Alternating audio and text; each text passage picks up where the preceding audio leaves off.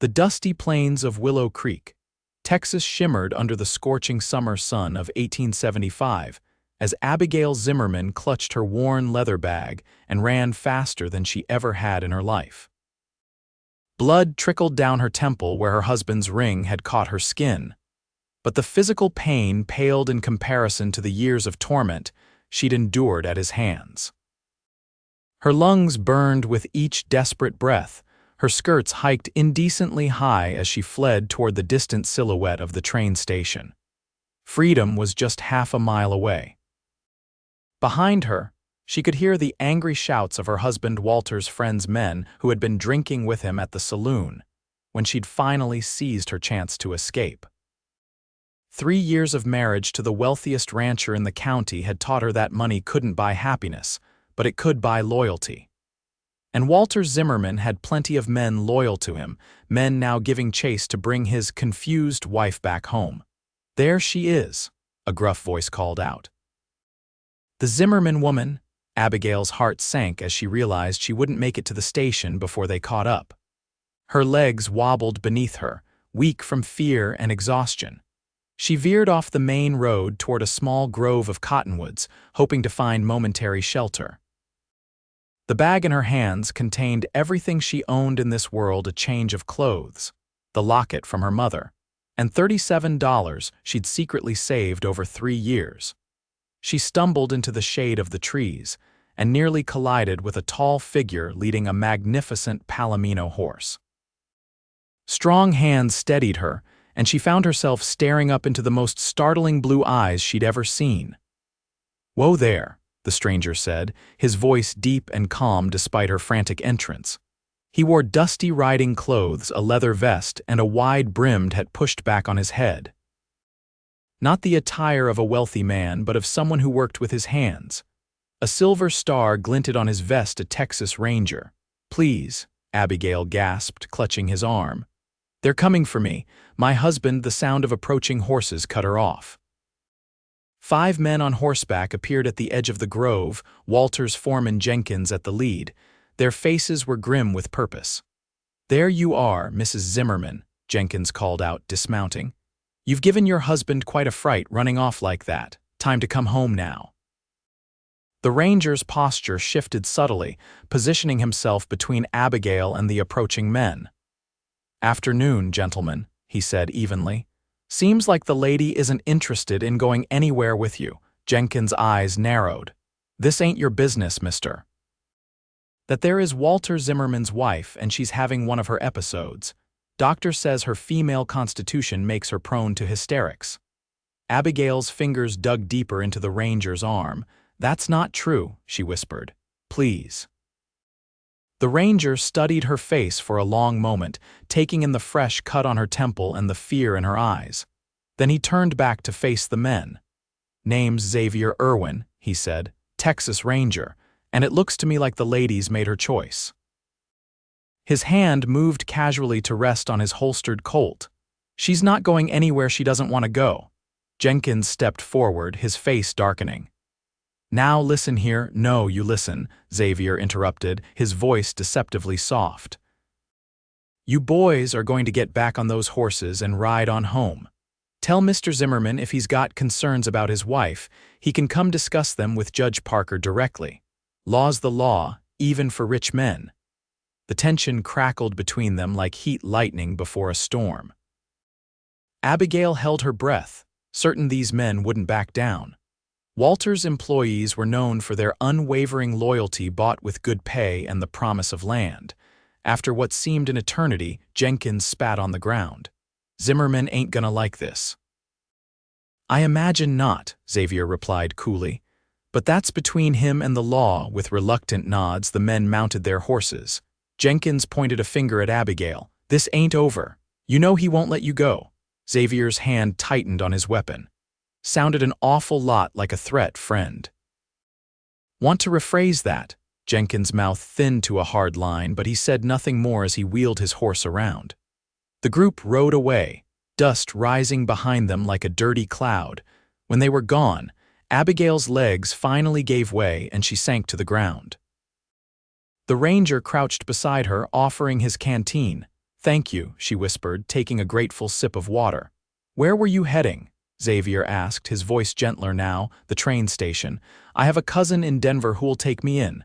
Xavier glanced at the sun. Last train already left. Next one's not until morning.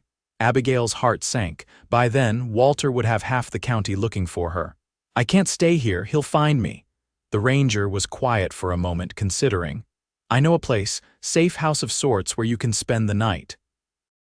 My partner's there too, we're investigating cattle rustling in these parts. He offered his hand. Can you ride? Abigail nodded and allowed him to help her up. His hands were calloused but gentle, nothing like Walter's soft, cruel ones. I've been riding since I was a girl, she said, trying to sound braver than she felt. Xavier smiled, for the first time, a small, lopsided thing that transformed his weathered face. Good. We've got ground to cover before dark. He helped her mount the palomino, then swung up behind her. As they rode away from Willow Creek, Abigail felt something unfamiliar flutter in her chest. Not just relief or gratitude, but something else she couldn't name, something that felt dangerously like hope. The safe house turned out to be an abandoned homestead tucked into a remote canyon 10 miles outside of town. The afternoon sun cast long shadows across the small cabin and corral as Xavier and Abigail approached. Another man stepped out onto the porch, hand resting casually on his gun until he recognized his partner. You're late, Irwin, the man called out.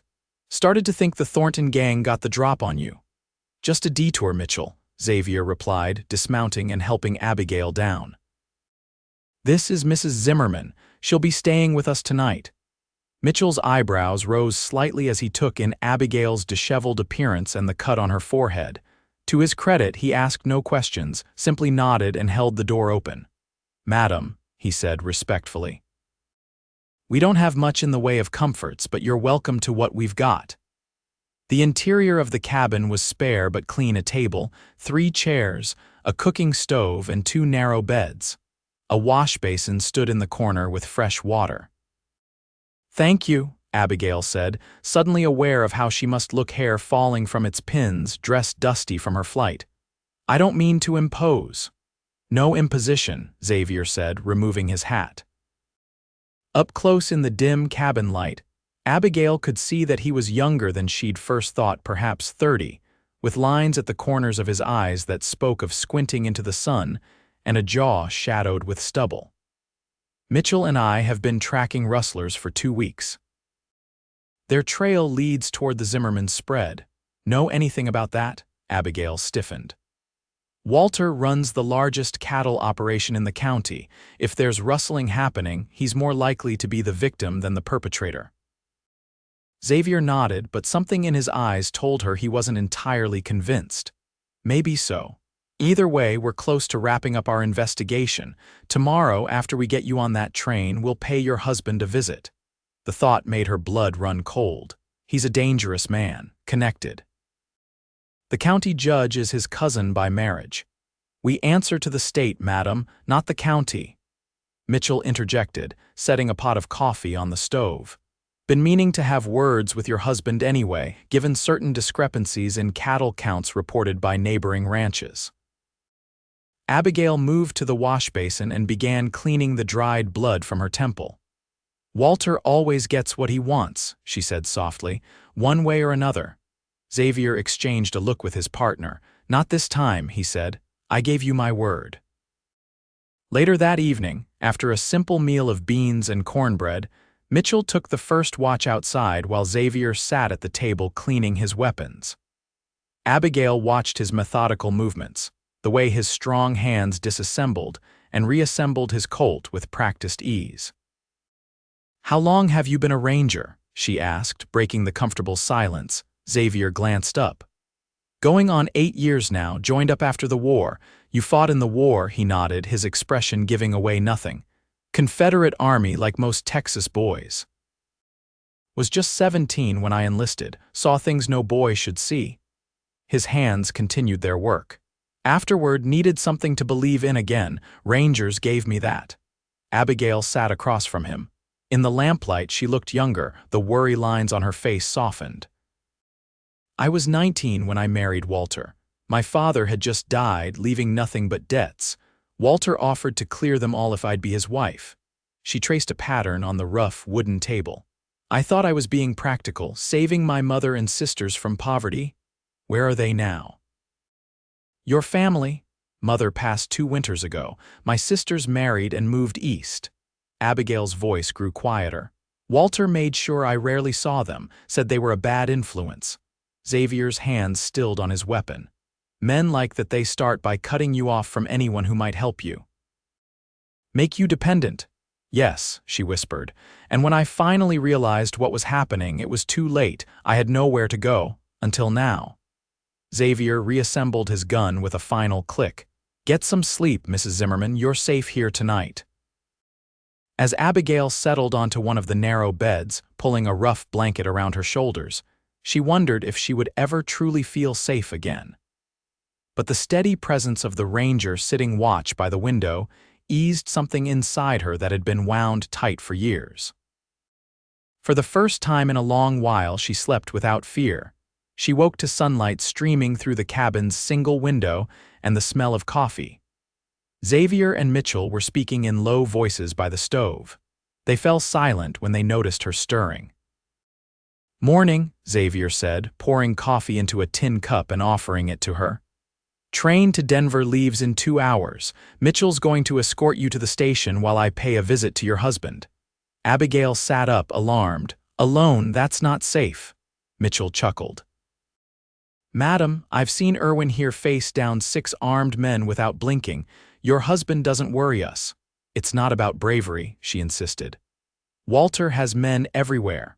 Loyal men who won't hesitate to, she broke off, unable to finish the thought.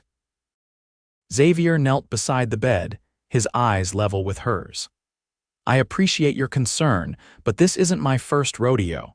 Just going to have a conversation about the law and his responsibilities under it, including the fact that he has no legal right to force you to stay if you choose to go.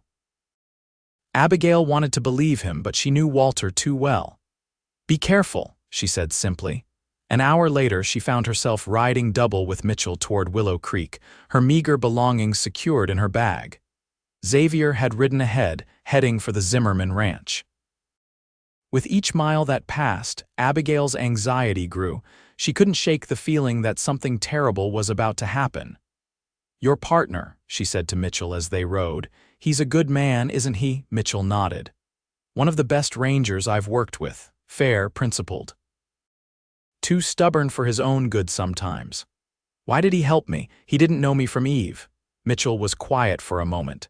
Irwin's got a strong sense of justice. And he hesitated. Well, he had a sister once. Married young to a man who turned out to be not what he seemed. By the time Xavier found out how bad things were, it was too late. Abigail's heart constricted.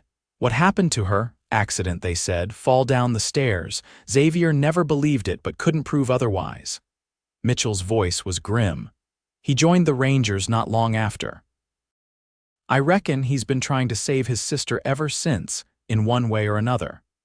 The revelation sat heavy in Abigail's chest as they approached the outskirts of Willow Creek. The train station was visible now, a small building with a platform where a handful of people already waited. Freedom was so close she could almost taste it.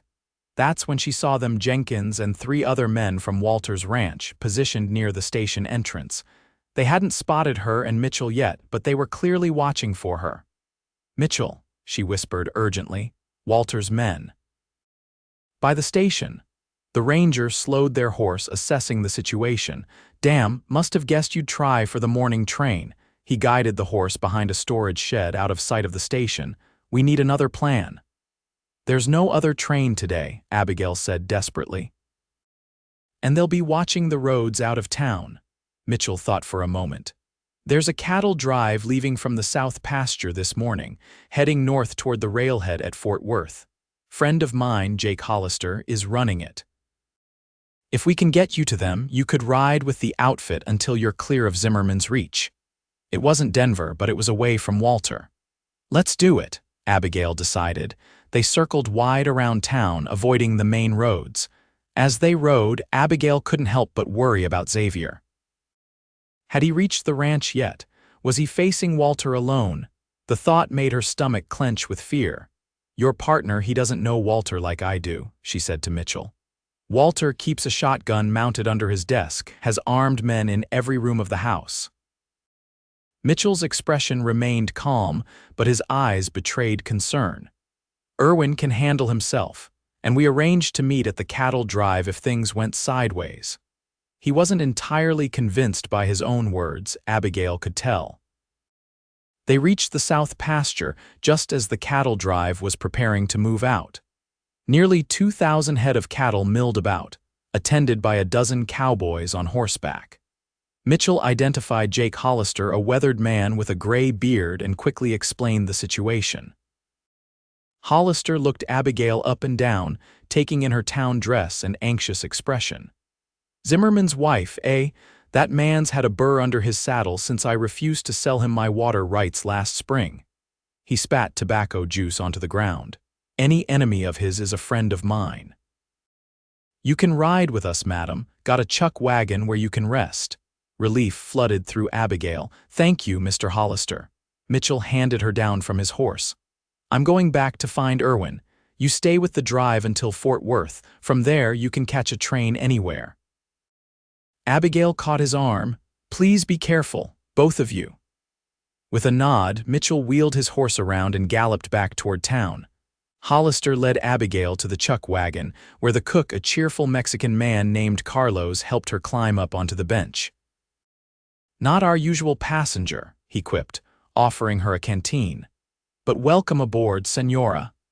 As the cattle drive slowly began to move north, Abigail's thoughts remained with Xavier. In just one day, the Ranger had shown her more kindness than she'd experienced in years.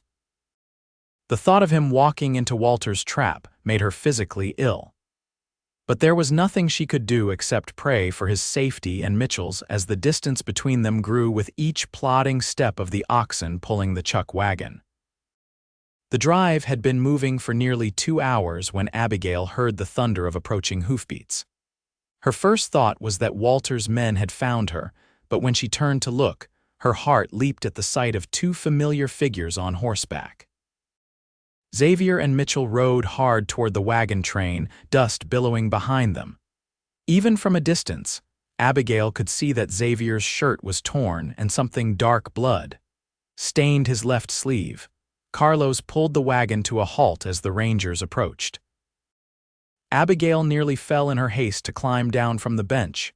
"You're hurt," she gasped as Xavier dismounted, his face tight with pain. "Just a graze," he said dismissively, though the wound on his arm looked like more than that. "Your husband wasn't exactly hospitable," Mitchell snorted. "That's one way of putting it. Tried to have us arrested by his pocket sheriff for trespassing. When that didn't work, things got ugly." Hollister rode up looking concerned. "Trouble following you," Xavier shook his head. "Not immediately. We left Zimmerman and 2 of his men tied up at the ranch. But he's got friends in town who'll come looking once they realize what happened." "Including Judge Carson," Mitchell added grimly. "Got a telegram before we left. Zimmerman's filed kidnapping charges against us, claiming we abducted his wife." Abigail's blood ran cold. "That's ridiculous." "I left of my own free will." "Doesn't matter in the eyes of some," Xavier said, wincing as he flexed his injured arm. "Law can get twisted when money's involved. We need to keep moving." Hollister scratched his beard thoughtfully. "Cattle's heading for Fort Worth anyway." "You folks are welcome to ride along, safety in numbers and all that." Xavier exchanged a look with Mitchell, who nodded. "Appreciate that, Hollister. We'll ride flank and earn our keep." Carlos had already retrieved his medical kit from the wagon. "Senor, let me look at that arm before you bleed all over your saddle." While Carlos tended to Xavier's wound, a deep bullet graze that had torn through muscle but miraculously missed bone, Abigail hovered nearby, her face pale with worry and guilt. "This is my fault," she said when Carlos finished bandaging the injury. "If you hadn't helped me, don't," Xavier cut her off gently. "This was my choice, and I'd make it again." Something in his eyes made her breath catch. No man had ever looked at her that way, like she was worth fighting for, worth bleeding for. "Why?" she whispered. "You don't even know me."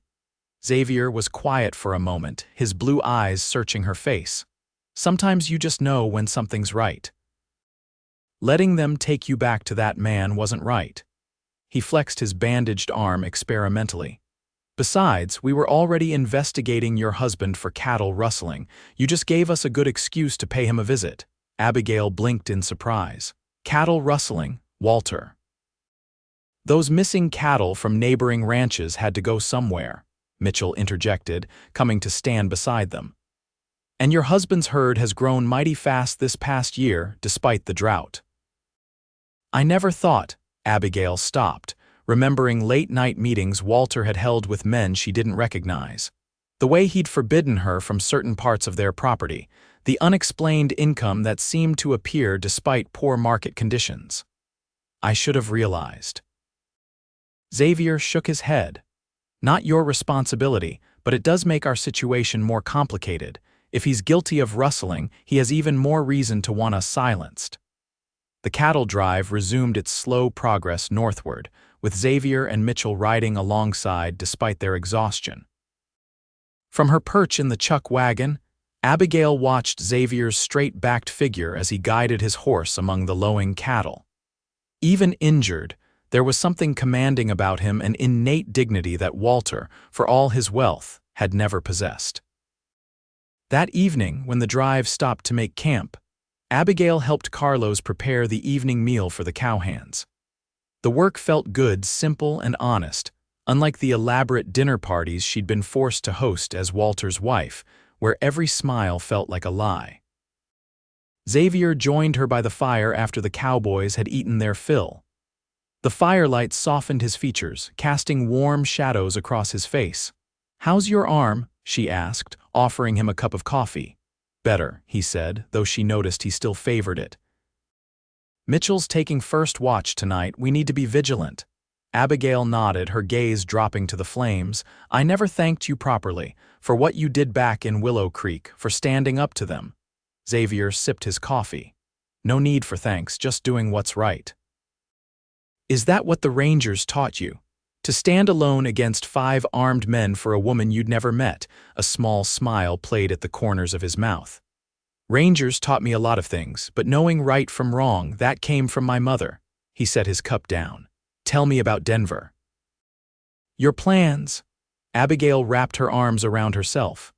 "My cousin Catherine runs a millinery shop there. She's offered me work. It's not much, but it's a start." She paused. "I was a school teacher before I married Walter.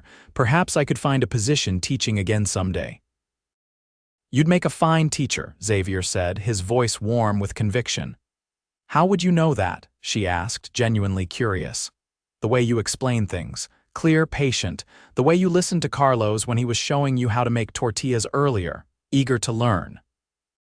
His eyes met hers across the fire. "That's what makes a good teacher, isn't it? The ability to both teach and learn."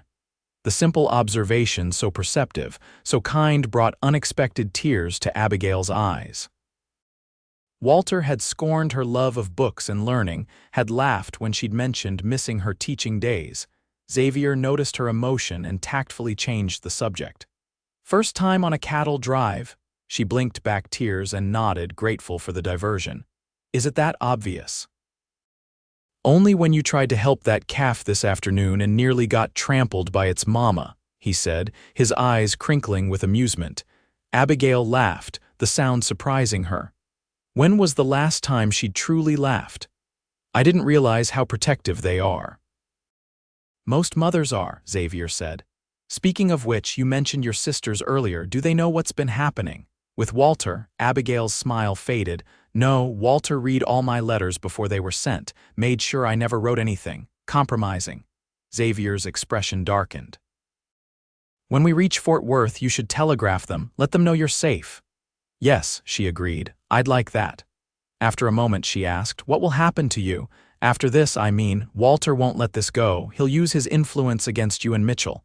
Xavier stared into the fire. "It's not the first time Rangers have gone up against powerful men.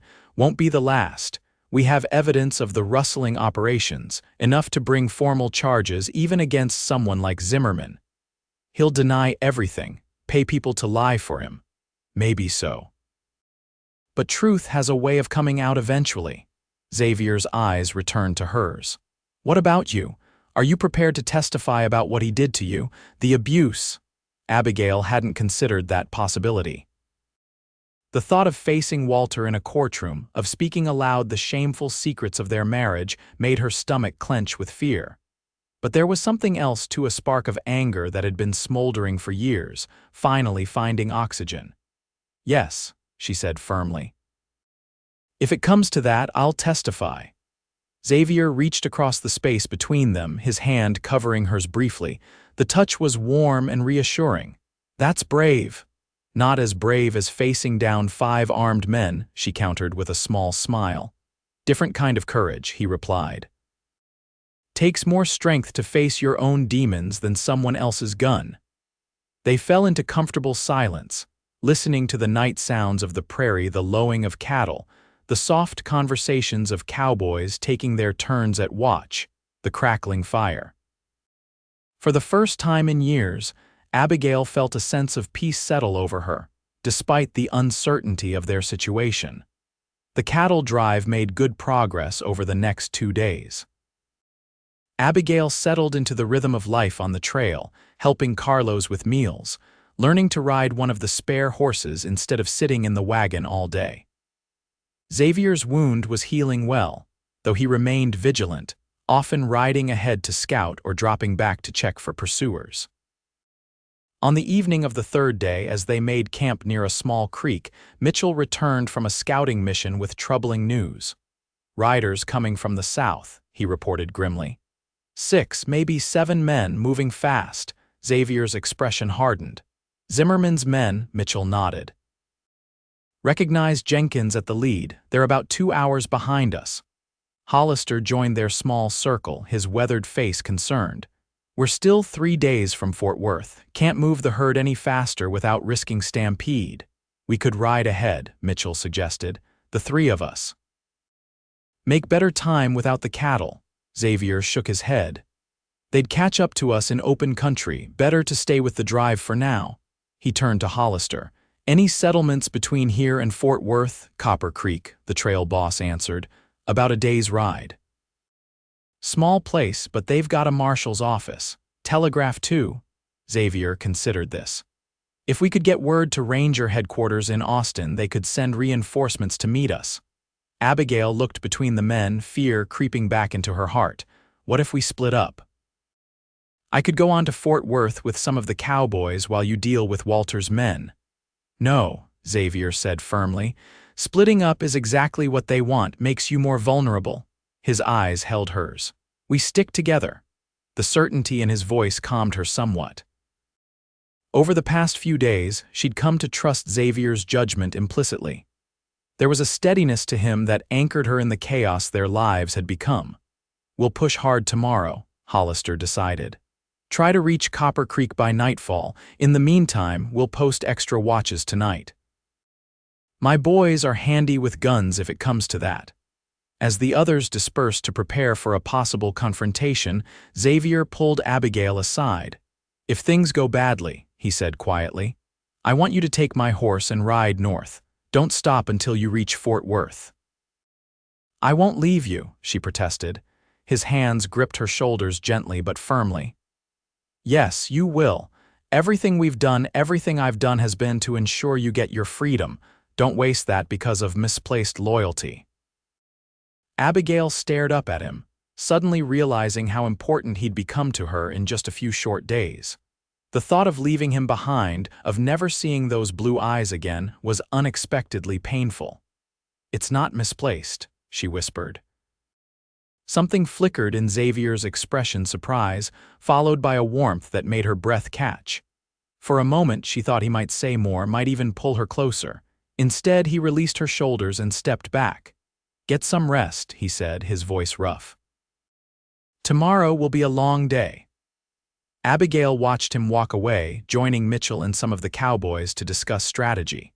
Sleep, when it finally came, was fitful and filled with dreams of pursuit, of Walter's hands reaching for her, of Xavier falling to a bullet meant for her. She woke before dawn to find the camp already stirring. Xavier had the cowboys breaking camp with quiet efficiency while Mitchell saddled the horses. The tension in the air was palpable. "Riders spotted at first light," Xavier told her as he helped her mount. "They made up ground overnight. We need to move." The cattle drive set off at a faster pace than previous days, the cowboys pushing the herd harder than was customary. Abigail rode near the chuck wagon, her eyes constantly scanning the horizon behind them. By mid-morning, she could make out distant dust clouds that marked their pursuers. "They're gaining," she said when Xavier rode up beside her during a brief stop to water the cattle. He nodded grimly. "We've got maybe 3 hours before they catch up. Hollister says there's a narrow canyon ahead. Good defensive position if we have to make a stand." The thought of violence made Abigail's stomach churn. "I don't want anyone getting hurt because of me." Xavier's expression softened. "This isn't just about you anymore, Abigail. Zimmerman's broken the law in multiple ways. Rustling cattle, assaulting a ranger, now pursuing us across county lines. He needs to answer for all of it." It was the first time he'd used her given name, and despite their dire circumstances, the sound of it on his lips sent a small thrill through her. "Still," she insisted, "I couldn't bear it if something happened to you, to any of you." Xavier's hand covered hers where it rested on her saddle horn. "Have faith, we're not beaten yet." They rode hard through the heat of the day, the canyon growing closer with each passing hour. But their pursuers were gaining steadily, the gap between them closing despite their best efforts. "We're not going to make the canyon in time," Mitchell said as he rode up alongside Xavier and Abigail. "They'll catch us on open ground." Xavier surveyed the terrain ahead, rolling plains with little cover except for a small copse of trees near a bend in the creek they'd been following. He made his decision quickly. "Hollister," he called to the trail boss, "keep moving the herd toward the canyon. Mitchell and I will take Mrs. Zimmerman to those trees and make our stand there. Should buy you enough time to get the cattle to better ground." Hollister frowned. "Don't like leaving you outnumbered." "Can't be helped," Xavier said. "The cattle are your responsibility. We can handle Zimmerman's men." After a moment's hesitation, Hollister nodded. "Godspeed, Ranger." He tipped his hat to Abigail. "Madam, been an honor." Xavier led Abigail and Mitchell toward the trees at a gallop, reaching the small grove just as their pursuers came clearly into view. 7 riders, all armed, with Jenkins and Walter himself at the lead. "My husband," Abigail breathed, recognizing Walter's distinctive gray horse. "I didn't think he'd come himself." "Man like that doesn't trust others to do his dirty work," Mitchell commented, dismounting and leading their horses deeper into the trees. "Not when it's this important." Xavier helped Abigail down from her horse. "Stay low and out of sight," he instructed. "No matter what happens," she caught his arm. "There are 7 of them and only 2 of you. Those aren't odds anyone can beat." His eyes held hers for a long moment. "We're not trying to beat them, just delay them long enough for help to arrive." "What help?" she asked, confused. Xavier smiled slightly. "Hollister sent one of his fastest riders toward Copper Creek last night. With luck, he reached the marshal by now." This was the first Abigail had heard of this plan. "Why didn't you tell me?" "Didn't want to get your hopes up," he said simply. "Now stay down." He and Mitchell positioned themselves at the edge of the trees, rifles ready. Abigail crouched behind a fallen log, her heart pounding so loudly she was sure everyone could hear it. Walter's party slowed as they approached the trees, clearly wary of an ambush.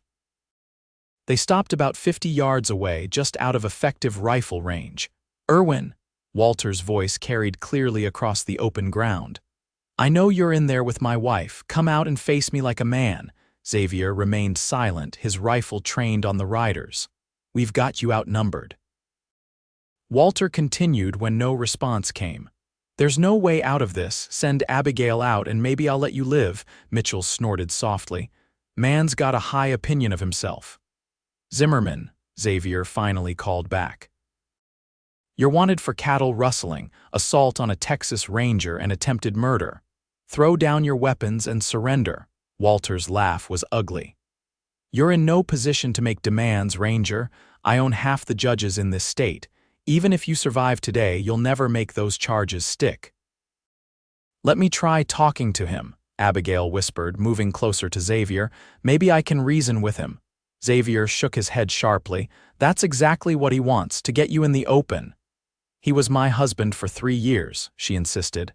"I know how to handle him." "The man who would track you across counties with armed men isn't the man you married," Xavier said firmly. "He's desperate now. Dangerous." Before they could argue further, a shot rang out from Walter's party, the bullet splintering bark from a tree near Xavier's head. He ducked instinctively, pulling Abigail down with him. "Take the first shot, lose the moral high ground," Mitchell muttered, adjusting his position to get a better angle. More shots followed, peppering the trees around them.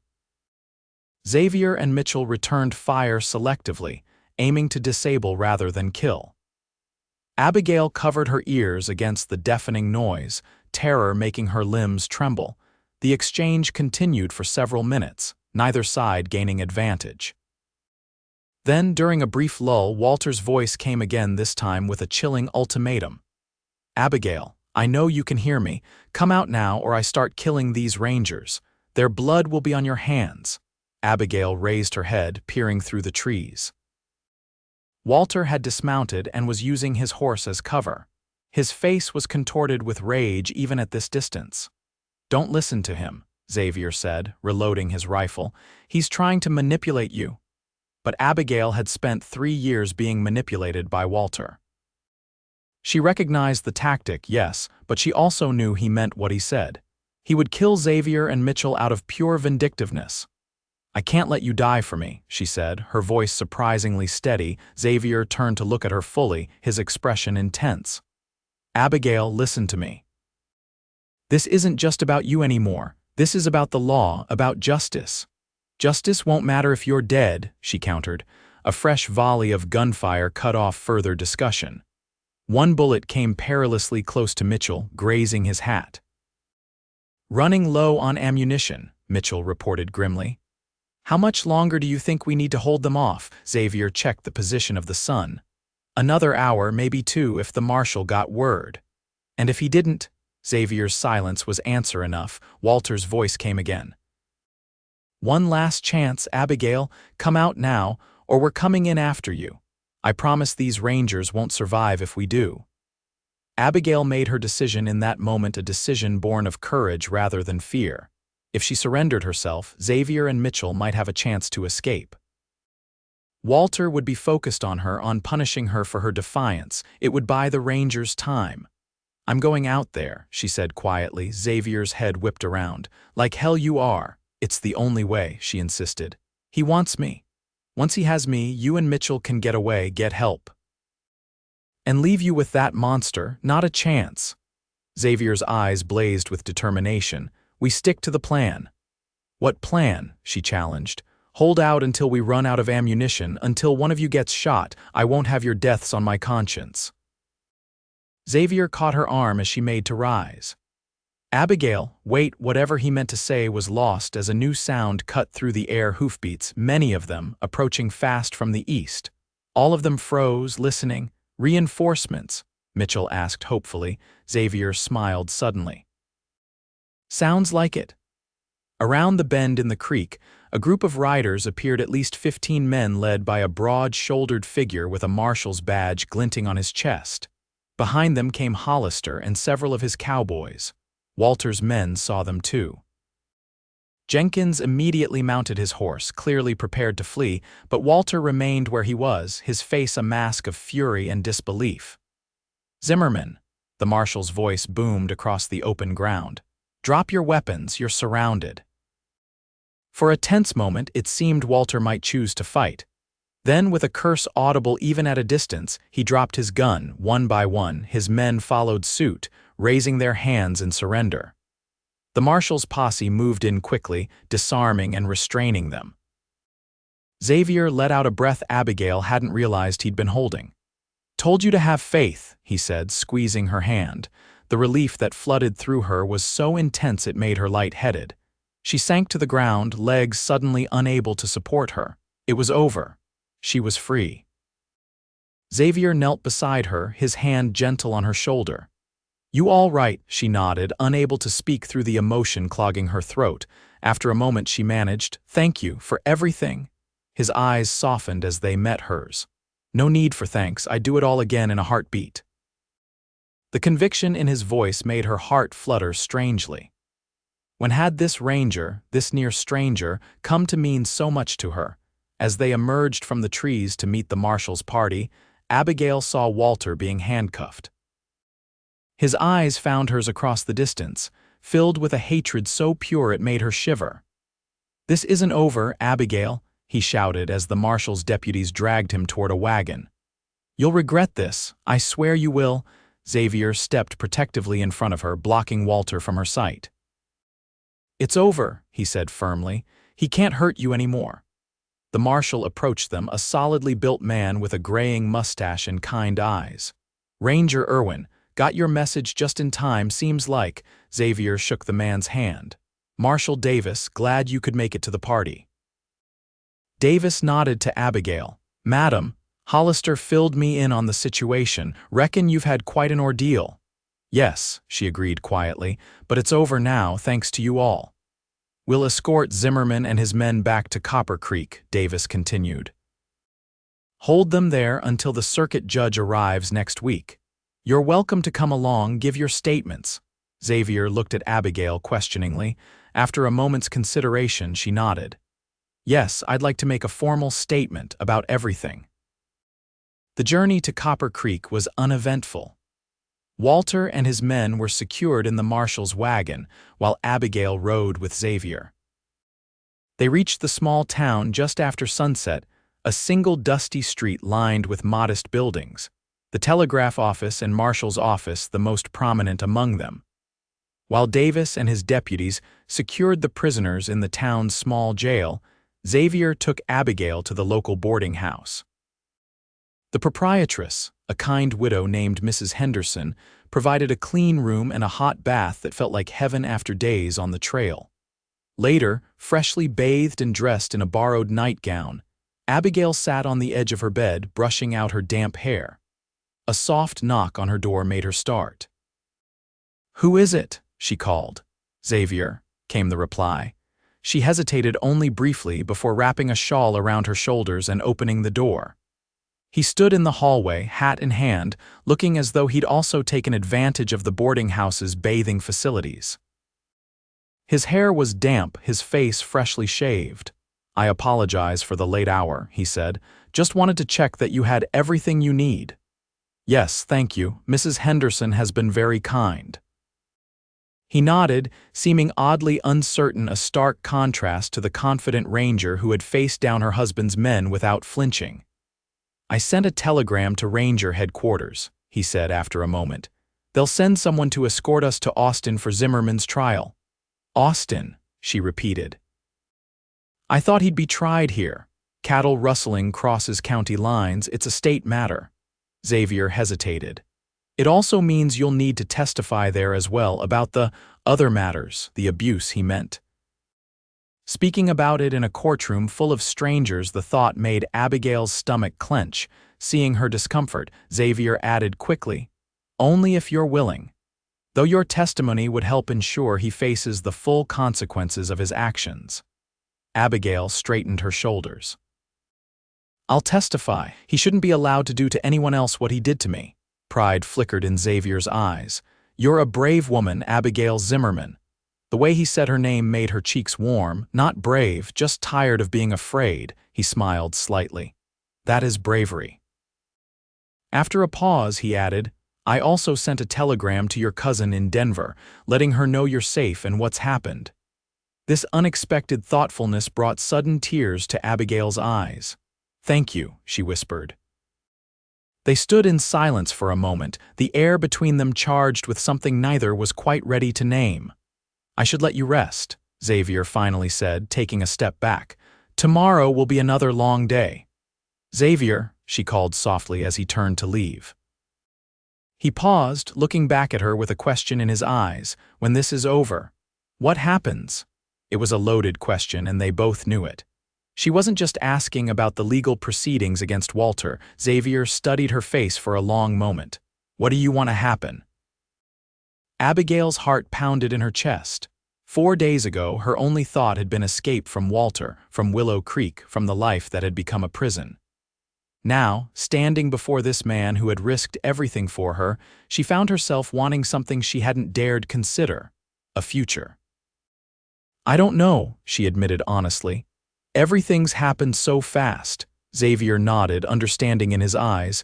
We have time to figure it out after the trial. It wasn't a declaration, but it was a promise of sorts that whatever was growing between them deserved the chance to develop naturally, without the pressure of their current circumstances. Good night, Abigail, he said softly. Good night, Xavier. After he left, Abigail stood by the window for a long time, watching the stars appear over the small town. For the first time in years, the future didn't terrify her.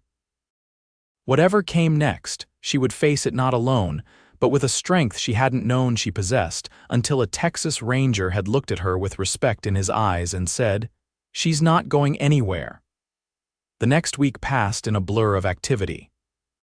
Marshal Davis took formal statements from everyone involved, building a case against Walter that grew more damning with each testimony. When Jenkins, facing serious charges himself, agreed to testify against his employer in exchange for leniency, Walter's fate was effectively sealed. Through it all, Xavier remained a constant presence at Abigail's side, respectful of her space, but always available when she needed support. She found herself drawing strength from his quiet confidence, especially during the difficult moments when she had to recount Walter's abuse in detail for the official record. A telegram arrived from Abigail's cousin Catherine in Denver, expressing relief at her safety and renewing the offer of a home and employment. Abigail read it with mixed emotions. Denver had been her goal, her vision of freedom, but now she found herself reluctant to leave Texas to leave Xavier. Good news? Xavier asked, finding her on the boarding house porch with the telegram in hand. My cousin welcomes me to Denver whenever I'm ready, she said, folding the paper carefully. She says her spare room and a position in her shop await me.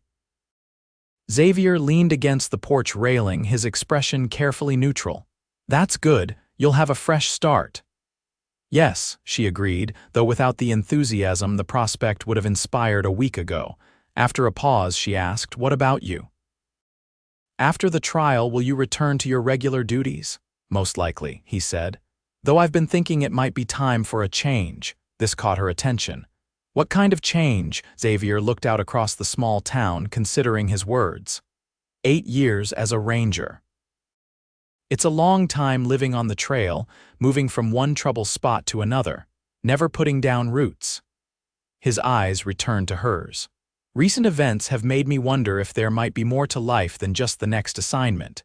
Abigail's heart quickened at the implication in his words. And what have you concluded? A small smile tugged at the corners of his mouth. That some things some people are worth changing for. Before she could respond, Mitchell appeared at the edge of the porch. Sorry to interrupt, he said, though his knowing smile suggested he wasn't sorry at all, but the Rangers from Austin have arrived. They want to go over the plan for transporting the prisoners. Xavier nodded, straightening. Be right there. As Mitchell left, he turned back to Abigail. We'll continue this conversation later. I'd like that, she said softly. The journey to Austin took 3 days by train, with Walter and his men heavily guarded in a separate car. Abigail spent most of the journey watching the Texas landscape roll by, marveling at how much her life had changed in such a short time. A month ago, she had been a prisoner in her own home. Now she was free to decide her own future, to make her own choices. And increasingly, those choices seemed to be drawing her toward Xavier. They hadn't had a chance to continue their conversation from the porch. The logistics of transporting prisoners and the constant presence of other rangers had made private moments rare. But Abigail had caught Xavier watching her when he thought she wouldn't notice, his blue eyes warm with an emotion that made her breath catch. Austin was larger and more bustling than Abigail had imagined. The state capitol dominated the skyline, its pink granite facade gleaming in the Texas sun. The Rangers escorted her to a respectable boarding house near the courthouse where she would stay until the trial. It could be several weeks before the case is called, Xavier explained as they stood in the boarding house parlor. The court docket is crowded. What happens in the meantime? She asked. Mitchell and I need to file our reports, testify before the grand jury. He hesitated. I'll be staying at Ranger headquarters just a few blocks from here. If you need anything at all, send word and I'll come. The formality in his tone surprised her. After everything they'd been through, it felt like a step backward. Xavier, she said quietly, is something wrong? He sighed, running a hand through his hair. No, nothing's wrong. Now that we're back in civilization, I'm aware that appearances matter. Your reputation, my reputation. She interrupted, almost laughing. I'm a woman who fled her husband, traveled with a cattle drive, and was involved in a shootout. I think my reputation is beyond saving by conventional standards. A reluctant smile tugged at Xavier's lips. Fair point. Still, I don't want to complicate things for you. Once this is over, you'll be free to start a new life in Denver or wherever you choose. She studied his face, reading the conflict there. And what if my choice includes you? The directness of her question startled him. For a moment, he simply stared at her, his expression a mixture of hope and uncertainty. Abigail, he finally said, his voice low, I have nothing to offer a woman like you, no property, no fortune, just a ranger's salary and a life that's been more danger than comfort. I had property and fortune with Walter, she countered. What good did it do me? She stepped closer to him, her eyes never leaving his. You offered me something far more valuable: respect, freedom, the chance to choose my own path. Xavier's hand moved as if to touch her, then fell back to his side. I don't want you to feel obligated. What happened between us, the circumstances were extraordinary. Yes, they were, she agreed, and they revealed the truth of who we are, who you are. She took another step closer, close enough now that she had to tilt her head back to maintain eye contact. I may not know much about love, Xavier. My marriage was. Not that. But I know enough to recognize that what I feel for you isn't gratitude or obligation. Something in Xavier's expression shifted, the restraint he'd been maintaining beginning to crumble. What is it then? He asked, his voice barely above a whisper. Instead of answering with words, Abigail rose on her tiptoes and pressed her lips to his. The kiss was gentle, hesitant, a question rather than a demand. For a heartbeat, Xavier remained still, and Abigail feared she had misread everything. Then his arms encircled her, drawing her closer as he deepened the kiss. When they finally broke apart, both a little breathless, Xavier rested his forehead against hers. I've wanted to do that since Copper Creek, he admitted. Why didn't you? He smiled ruefully. Trying to be honorable, you are still legally married. And there was the small matter of a pending trial. Abigail touched his face gently, her fingertips tracing the line of his jaw. Always the gentleman. Not always, he murmured, his eyes darkening as they dropped to her lips again. But with you, I wanted to do things right. The sound of the boarding house door opening broke the moment. They stepped apart as the landlady entered the parlor, her eyebrows rising slightly at finding them standing so close together. I should go, Xavier said, retrieving his hat from where he'd placed it on a nearby table. I'll call on you tomorrow if that's agreeable. Abigail nodded, suddenly shy under the landlady's watchful gaze. I'd like that. As Xavier reached the door, he paused, turning back to her with a smile that made her heart skip. For the record, he said quietly, I'm glad you kissed me first. Saves me having to wonder if I'd been reading things wrong. With that, he was gone, leaving Abigail with flushed cheeks and a lightness in her heart she hadn't felt in years. The weeks leading up to the trial passed more quickly than Abigail expected. Austin, despite being the state capital, maintained much of the frontier spirit she was accustomed to, with dusty streets and a mixture of elegant government buildings alongside more rustic establishments. Xavier called on her regularly, gradually introducing her to the city and its surroundings. They rode along the Colorado River, attended a symphony performance at Millet's Opera House, and visited the newly constructed University of Texas campus. During these outings, they talked about everything: their childhoods, their dreams, the books they'd read, the places they hoped to see. "I still can't believe they let women attend university classes now," Abigail remarked as they walked the university grounds. "When I was a girl, such a thing was unthinkable." Xavier smiled. "Times are changing, slowly perhaps, but changing nonetheless." He glanced at her. "Would you have gone to university if you could have?" She considered the question seriously. "I think so. I always loved learning. Teaching was the closest I could come to staying in that world of ideas." "You could still teach," he suggested.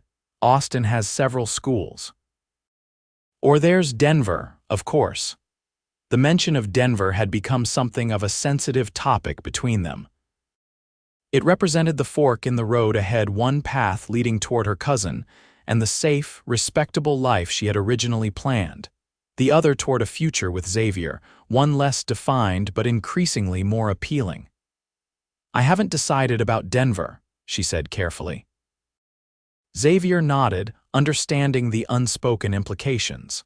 "No need to decide yet. Let's get through the trial first." The trial, when it finally began, proved to be even more grueling than Abigail had anticipated. Walter had hired the most expensive defense attorney in Texas, a silver-tongued former state senator who specialized in getting wealthy clients acquitted regardless of the evidence against them. Day after day, Abigail sat in the courtroom, listening to testimony about Walter's rustling operations. Mitchell and Xavier testified about the confrontation at the Zimmerman ranch and the subsequent pursuit. Jenkins, true to his agreement, provided damning details about Walter's illegal activities. But the most difficult day came when Abigail herself was called to testify. As she took the stand, she caught sight of Walter sitting at the defense table, his expression cold and contemptuous. For a moment, the old fear threatened to overwhelm her. Then her eyes found Xavier in the gallery, his steady gaze giving her courage. The prosecutor, a no-nonsense woman named Eleanor Finch, led her gently through her testimony: the circumstances of her marriage, Walter's controlling behavior, the escalation to physical abuse, and finally her desperate flight. During cross-examination, Walter's attorney tried to paint her as unstable, suggesting that she had imagined or exaggerated the abuse to justify running away with another man. "Isn't it true, Mrs. Zimmerman," he asked with false sympathy, "that you developed romantic feelings for Ranger Irwin while still married to your husband?" Abigail held her head high. "My feelings for Ranger Irwin developed after he saved me from being forcibly returned to an abusive situation. A situation, I might add, that left me with broken ribs on 2 occasions and the scar you can see on my temple." The attorney persisted. "But you admit you have feelings for him, a man not your husband." "Objection," Prosecutor Finch called. "Irrelevant and prejudicial." The judge, a stern-faced man with wire-rimmed spectacles, considered for a moment. "Sustained. Counsel will stick to relevant matters." Walter's attorney changed tactics. "Mrs. Zimmerman, did you ever report this alleged abuse to the authorities?" "No," Abigail admitted. "My husband is a wealthy and influential man. The local sheriff dined at our table weekly. Who exactly should I have reported it to?" Her candor seemed to resonate with the jury, particularly the 2 women among its members. By the time she was dismissed from the stand, Abigail felt drained but oddly empowered. She had faced her tormentor and spoken her truth, regardless of the outcome. The trial lasted for nearly 2 weeks. Finally, the jury retired to deliberate, leaving Abigail, Xavier, and the others to wait anxiously for the verdict. "You were magnificent," Xavier told her as they sat in a small cafe near the courthouse. The way you stood up to that attorney, I've seen hardened criminals break under less pressure." Abigail smiled weakly, exhaustion evident in her face. "I just told the truth." Xavier reached across the table, covering her hand with his. "That takes more courage than most people ever show." 3 days later, the jury returned with their verdict, guilty on all counts. Walter Zimmerman was sentenced to 15 years in the state penitentiary for cattle rustling, assault, attempted murder, and conspiracy. As the sentence was read, Walter's eyes found Abigail in the courtroom, hatred burning in their depths. "This isn't over," he mouthed silently before the guards led him away. Despite his threat, Abigail felt only relief. It was over. She was truly free, not just from Walter's physical presence, but from the legal bonds of their marriage. The judge had granted an annulment on grounds of cruelty, dissolving the union as if it had never existed. That evening, Xavier took her to dinner at the finest restaurant in Austin to celebrate. Abigail wore a new dress she'd purchased with money from the sale of her jewelry, a simple but elegant blue gown that complemented her eyes and auburn hair. "You look beautiful," Xavier said when he called for her at the boarding house. "Thank you," she replied, noting with pleasure how handsome he looked in his formal attire, so different from the trail-worn ranger who had first come to her aid. Over dinner, they avoided talk of the trial, focusing instead on lighter subjects. Xavier told her about his childhood on a small farm near San Antonio, about joining the Confederate Army as a naive young boy, about finding purpose with the Rangers after the horrors of war. "And now," Abigail asked as they lingered over dessert, "what does the future hold for Ranger Irwin?" Xavier's expression grew serious. "Actually, I've been meaning to tell you I've submitted my resignation from the Rangers." Abigail blinked in surprise. "Resigned? Why?" "For a number of reasons," he said, his eyes never leaving hers. 8 years is a long time to live on the trail. "I'm ready for something different." "What will you do instead?" He hesitated, then reached into his pocket and withdrew a folded document. "I received this yesterday, an offer from the governor to serve as special investigator for the state attorney's office. It would mean staying in Austin, working on more complex cases, less physical danger." Abigail studied his face. "Is that what you want?" "Part of it," he admitted. "The job suits my skills and experience, but mostly." He took a deep breath. "Mostly I want a life that might include more than just work. A home, perhaps a family someday." The implication was clear, hanging in the air between them. Abigail's heart raced. "What about Denver?" she asked softly. Xavier's smile was gentle but sad. "Denver is still there if that's what you want. Your cousin, the millinery shop, I wouldn't stand in the way of the future you've planned." "And if I wanted a different future?" She held his gaze steadily. "One here in Austin," hope flickered in his eyes. "Is that what you want?" "I want to be where you are," she said simply. "These past weeks seeing the city with you, building a life after Walter, have shown me what's possible. I don't need Denver or my cousin's charity. I need you." Xavier reached across the table, taking her hand in his. "I love you, Abigail. I think I have since that moment in the cottonwoods when you looked at me with such trust, even though you barely knew me." Tears pricked at Abigail's eyes. "I love you too. You showed me what love actually means: respect, kindness, protection freely given without expectation of control." Xavier stood, still holding her hand, and moved to kneel beside her chair. From his pocket, he withdrew a small velvet box. "This isn't how I planned to do this," he said, a hint of nervousness in his voice. "I had something more elaborate in mind, but right now I can't wait another minute." He opened the box to reveal a simple but elegant ring with a small diamond. "Abigail Zimmerman, will you marry me? Not today or tomorrow, but when you're ready, when we're both ready to start that new life together." Around them, the restaurant had gone silent, other diners watching the scene unfold. Abigail barely noticed them, her world narrowed to this man and the future he was offering. "Yes," she whispered, tears spilling onto her cheeks. "Yes, I will marry you." Xavier slipped the ring onto her finger, then leaned up to kiss her gently, heedless of their audience. When they broke apart, the restaurant erupted in applause and cheers. "Well," Xavier said with a laugh, "I guess we've announced our engagement to all of Austin." Abigail smiled through her tears. "I don't mind. I'm proud to be your future wife." 6 months later, on a perfect spring day, Abigail and Xavier were married in a small ceremony in the garden of their new home, a modest but charming house on the outskirts of Austin with a view of the rolling Texas hills. Mitchell stood as Xavier's best man while Catherine had traveled from Denver to stand with Abigail. "I never thought I'd see you so happy," Catherine whispered as she helped Abigail with her wedding gown. "After your letters about Walter, I feared the worst." Abigail squeezed her cousin's hand. "I feared it too, but sometimes life surprises you in the most wonderful ways." The ceremony was simple but heartfelt. As Abigail walked toward Xavier, radiant in a gown of ivory silk, she marveled at the journey that had brought her to this moment. From desperate flight to joyful commitment, from fear to love. "Dearly beloved," the minister began, "we are gathered here today to witness the union of two souls brought together by extraordinary circumstances, but bound by the most ordinary of human emotions, love." Xavier's eyes never left Abigail's as they exchanged their vows. When he spoke the words, "I, Xavier, take you, Abigail, to be my lawfully wedded wife," his voice rang with certainty and joy.